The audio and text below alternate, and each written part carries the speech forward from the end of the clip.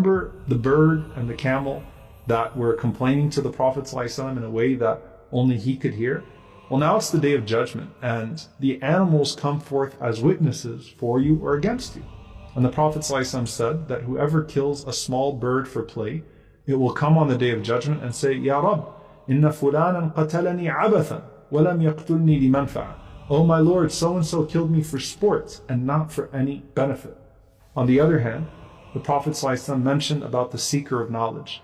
يَسْتَغْفِرُ لَهُ مَنْ فِي السَّمَاوَاتِ وَمَنْ فِي الْأَرْضِ وَالْحِيتَانُ فِي جَوْفِ الْمَاءِ. That everything in the heavens and the earth seeks forgiveness for that person.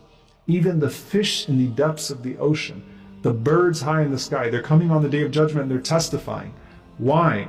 Because the knowledgeable believer is mindful of everything and everyone around them and realizes they have a responsibility with what they have been given to everything that they